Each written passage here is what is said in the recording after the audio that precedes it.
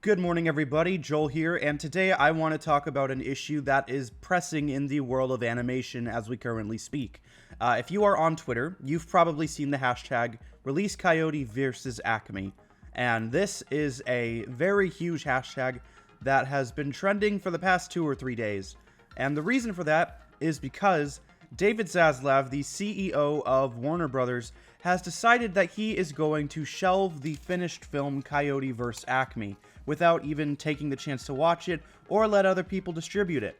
He's going to turn it into a tax write-off, and this is the second time that Warner Brothers have done this. The first time they did this was a couple years ago with Batgirl. It was going to star Michael Keaton. It was going to have Brendan Fraser.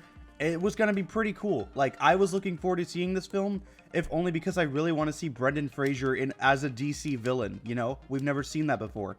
But instead of getting the film, they decided to shelve it and turn it into a tax write-off, which means we're likely never going to see it again. They're doing the same thing this year with Coyote v. Acme, which was going to be a Looney Tunes film, one of two Looney Tunes movies that were supposed to come out this year. The first one was called The Day the Earth Blew Up. This film is supposed to release in theaters later this year, and I'm excited for this one because it's going to be a traditional 2D animated film. You know, we don't get those anymore. And when we do, it's often very rare, and they're not usually theatrical releases. So this film was going to be about Porky Pig and Daffy Duck saving the world from being blown up by aliens, which that's a pretty wacky but simple premise that has lots of room for fun comedic shenanigans. You know, I'm looking forward to that one. And then on the other end, we were going to get Coyote vs. Acme. This is a film about Coyote, Wile E. Coyote, suing the Acme Corporation because he can never catch the Roadrunner. So if you've seen the Roadrunner and Coyote shorts, he's always buying products from this place called Acme. And it's like anvils, TNT, paint, things like that. And he always tries using these to catch the Roadrunner, and it always backfires on him. These products are always faulty, and they never work for him.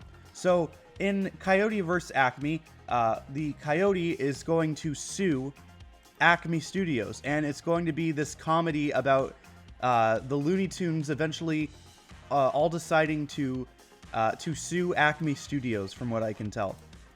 This is a really funny premise, you know, like courtroom dramas are already a very niche but very enjoyable genre, and so a spoof on this genre from the Looney Tunes, you know, that has a ton of potential. That sounds amazing.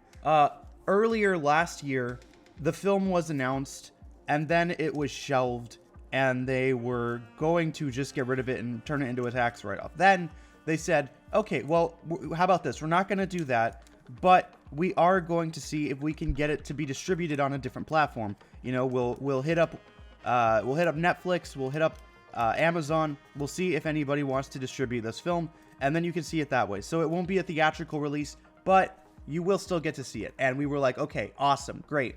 And then this week, they said, okay, we're not doing that anymore. Zaslav is going to just delete the film. So nobody's going to see Coyote v. Acme, and now we're all wondering why. Because here's the thing. You could probably make a very pretty penny from this movie if you just released it. You know, Warner Brothers is holding out 2 or 3 projects right now that people really, really want to see and that are in existence, that we know are in existence. They could make a ton of money if they just released these projects, but they're not doing it. You know, we've got like the Joel Schumacher cut of Batman Forever. This is supposed to be like a more in-depth character study of the character of Batman as we know and love him. You know, Batman Forever was an okay film. It wasn't a great film. It was very corny. It wasn't very good. But allegedly, this cut of Batman Forever, this director's cut, is way better. It's got darker scenes. It's got a darker theme. It's got more character development for Batman. You know, I've seen deleted scenes from it. I'd love to see the Joel Schumacher cut. And Warner Brothers has it in the vault somewhere. It's just a matter of releasing it. So you've got that. And then you've got Coyote v. Acme, which they're just not going to release at all. I saw this tweet, I'll put it up on the screen, that said a couple people have seen like a director's cut of the film, But David Zaslav has not even seen the movie at all, and he's planning to get rid of it anyway. And my question is why? I understand that David Zaslav probably doesn't respect animation the way that we do. He's been more intent on creating reality television, documentaries, things like that, which, you know, there is a time and place for things like that. I love documentaries. But Warner Brothers is more than just documentaries and reality TV. You know, we love Warner Brothers for the Looney Tunes. These are the characters that we grew up knowing and loving. And now we have a chance to see them in 2 movies this year, which is huge. You know, this would be a huge, like, redemption arc for Warner Brothers and Looney Tunes after the disaster that was Space Jam 2. And they're not even going to release one of them because they just want to have it as a tax write-off to line their pockets. I know you probably won't make as much money just releasing the film as you would if it was a tax write-off, but here's the thing. This movie employed hundreds of people, animators, crew members, cast members, hundreds of people worked hard on this film, and it deserves to be seen. You know, I don't understand why you would spend millions and millions of dollars to create a movie and then not want people to see it. I don't get it. I don't understand the mindset. I think this is just an unfortunate situation all around, but you know, let me know what you guys think down in the comments below.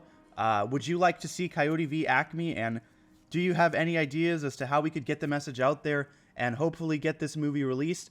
As always, thank you guys for tuning in and listening, and stay frosty. Have a great day.